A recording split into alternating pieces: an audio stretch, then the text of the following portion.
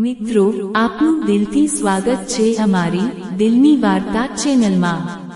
આજે અમે તમારા માટે એવી અદ્ભુત અને રહસ્યમય સ્ટોરી લઈને આવ્યા છીએ જેને સાંભળીને તમે ખરેખર ચોંકી જશો। મિત્રો, હું 23 વર્ષનો છું। આ 2 વર્ષ પહેલા થયું હતું જ્યારે મારી સૌથી નાની માસીના પતિ એટલે કે મારા માસાનું અવસાન થયું હતું। તે દિવાળીનો સમય હતો અને 2 દિવસ પછી દિવાળી હતી અને માસી અમારા ઘરે દિવાળી કરવા આવ્યા હતા। તે સમયે હું 21 વર્ષનો હતો અને માસી લગભગ 28ની 29 વર્ષની હતી। મને સવારે મોડે સુધી સૂવાની આદત છે અને કાલે દિવાળી છે એટલે અમારા ઘરે હલચલ વધારે હતી અને મેં સાંભળ્યું હતું કે મારા માસી પણ દિવાળી કરવા અમારા ઘરે આવવાના છે એટલે ઘરની બધી સાફ સફાઈ થઈ ગઈ હતી। હું રોજની જેમ સવારે 9 વાગે ઉઠ્યો એટલે મને ખબર નહોતી કે માસી સવારે 7 વાગે ઘરે આવ્યા છે। હું ઘરના હોલમાં સૂતો હતો જે ખૂબ જ મોટો છે।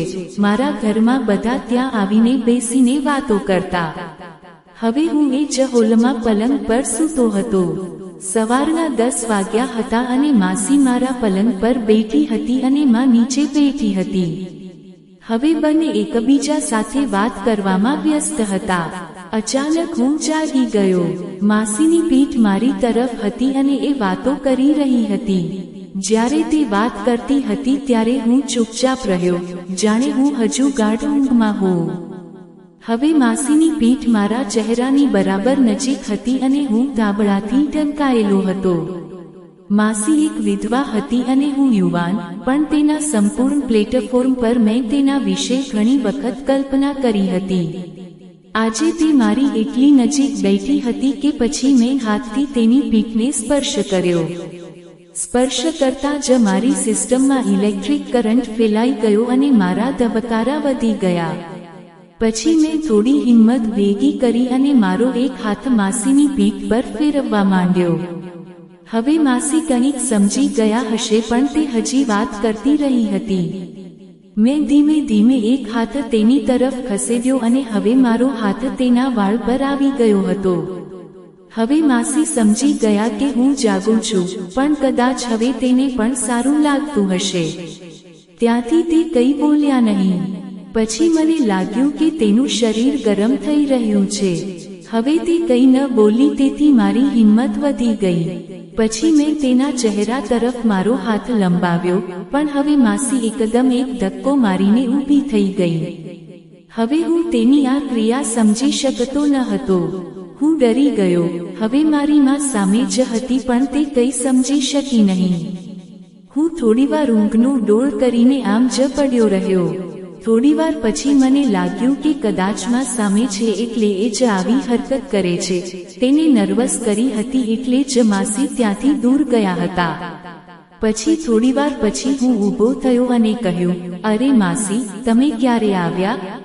અને પછી તેમના પગને અડ્યો અને સીધો બાથરૂમમાં ગયો। આજે મને કોઈ કામ કરવાનું મન થતું ન હતું। હવે હું માસી સાથે આંખોનો સંપર્ક પણ નહોતો કરી રહ્યો। હવે મારા મનમાં સવાલો આવી રહ્યા હતા કે મને ખબર નહોતી કે માસી શું કરશે। લાગે છે કે શું તે મારી માતાને કહી દેશે? હવે તો મારું દિલ પણ બહુ ગભરાઈ ગયું હતું। પછી હું આખો દિવસ માસી સામે ન ગયો। પછી રાત્રે દિવાળી પૂજા કર્યા પછી હું મારા મિત્રો સાથે ફરવા ગયો। જ્યારે હું મોડી રાત્રે ઘરે આવ્યો ત્યારે મેં જોયું કે બધા મારા હોલમાં જમતા હતા અને મારા પલંગની નજીક બીજા 2 પલંગ મૂકવામાં આવ્યા હતા। સમજાયું કે કદાચ માં અને માસી અહીં સૂઈ જશે। જમ્યા પછી હું મારા મિત્ર સાથે વાત કરવા માટે ટેરેસ પર ગયો અને રાત્રે લગભગ 11 વાગે હું નીચે આવ્યો। માતાએ દરવાજો ખોલ્યો। હું જ્યારે અંદર આવ્યો તો જોયું કે મારી માસી મારા પલંગ પાસે સૂઈ રહી હતી। થોડી વાર પછી મમ્મી પણ દરવાજો બંધ કરીને માસીની બાજુમાં સૂવા માટે આવી। હવે મારી આંખોમાં ઊંઘ ન હતી।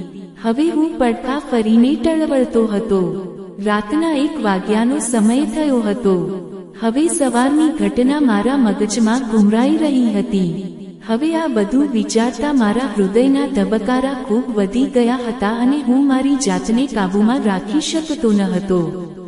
હવે માસી ઊંડી ઊંઘમાં હતા અને રૂમમાં નાઇટ બલ્બ સળગી રહ્યો હતો અને મમ્મી પણ સૂતી હતી.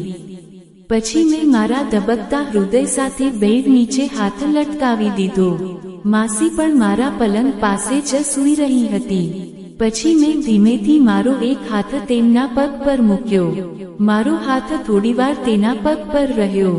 પછી માસીની બાજુમાંથી કોઈ હલચલ ન જોઈ મેં ધીમે ધીમે મારા હાથને ઉપર તરફ ખસેડવાનું શરૂ કર્યું. હવે મારો હાથ માસીના ઘૂંટણ તરફ હતો. પછી હું થોડીવાર રોકાઈ ગયો અને મારો હાથ તેના પ્લેટફોર્મ પર રાખ્યો. હવે મને તેના શરીરમાં ગરમીનો અહેસાસ થયો હતો. હવે મને સમજાયું કે રસ્તો સાફ હતો.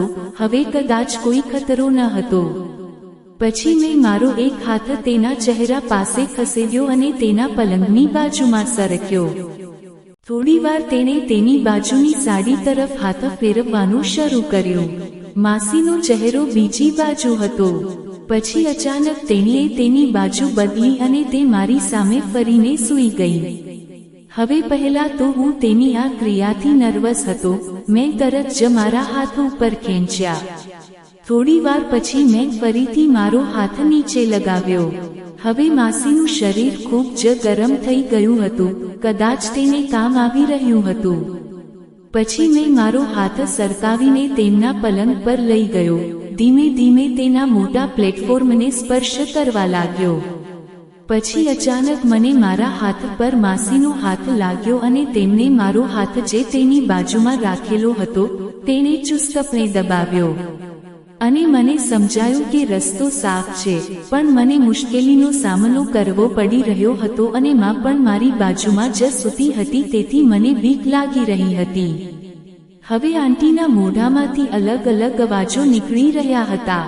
પછી મેં માસીના કાનમાં કહ્યું કે હું બહાર આંગણામાં જાઉં છું, તમે પણ ધીમે ધીમે બહાર આવો. હું ઊભો થયો અને ધીમેથી દરવાજો ખોલીને બહાર આવ્યો. અમારું આંગણું ચારે બાજુથી દિવાલોથી ઘેરાયેલું છે અને ત્યાં અંધારું હતું. થોડીવાર પછી માસી પણ બહાર આવી. હું આંગણામાં એક ખૂણામાં તેમની રાહ જોઈ રહ્યો હતો. આવતાની સાથે જ તેણે કહ્યું, રાત થઈ ગઈ છે. હવે તે જોરદાર શ્વાસ લઈ રહી હતી અને માસી અચાનક તેનો એક હાથ મારામાં પકડ્યો. હું પણ ગાંડાની જેમ તેમનું મગજ ચાટવા લાગ્યો. હવે માસીની હાલત બગડી ગઈ હતી. હવે તે મને બળથી પોતાની તરફ ખેંચવા લાગી અને કહ્યું કે જલ્દી આપી દે. પછી મેં તેમને મજા કરાવી.